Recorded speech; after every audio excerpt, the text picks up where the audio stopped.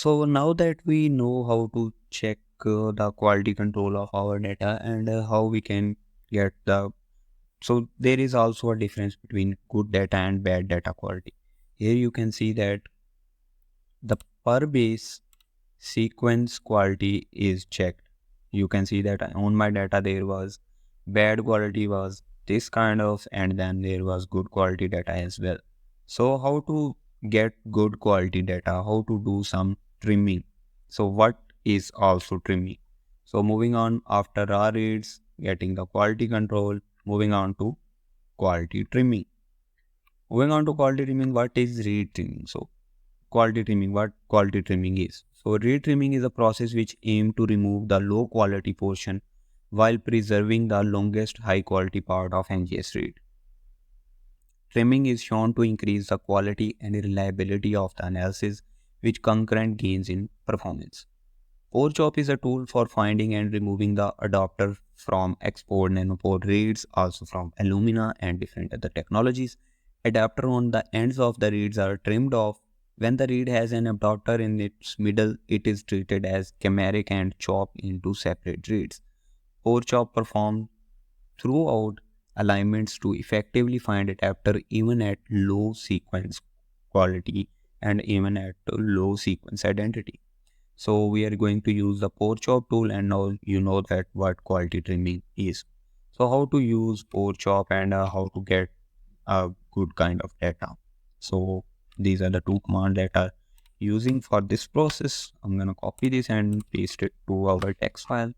So installing the pore chop tool. Now that we have updated system, we're gonna install the pore chop tool. We just gonna copy this command and paste it into your WSL, and I'm gonna clear the screen and move to the back folder as well.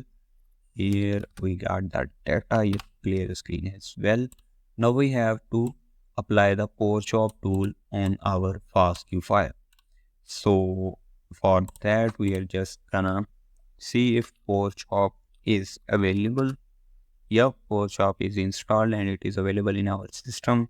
So I'm gonna pore chop file dot fastq, and I'm gonna name it trim dot fastq. So the output should be trim dot fastq, and our input should be, I'm gonna make it input file. Yeah. So these were the adapters that were new to the pore chop in our case. So loading the reads, two reads were loaded looking for the non-adapter. There were there weren't any adapter that were known to them. No adapter found. Output reads are unchanged from the input read. Outputting trim reads to the STT out done. So we're gonna look for ls, and there should be trim.fastq. Cat trim.fastq. Here you can see the quality control is well and good that way because it doesn't had any adapter in it, but these are kind of barcode that were represented in our data. So we only had two reads, so these were all the barcode that they could generate from our data set.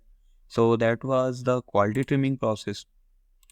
Now, how to change from bad quality to good quality? So these were the bad quality results that you are seeing here. So these were the bad quality data. After applying pore chop, I got this kind of data. So this is good quality data. You are seeing that the reads from the danger zone and the intermediate zone have changed. These were all cut out, and they only the good reads were left behind. So these reads are good enough. So we can also get the quality score around all the bases as well. So these were or the use of the pore chop. We did the quality trimming. After that, we will be moving on to the alignment against reference. We are going to use the alignment tools for that. So that was it for this video.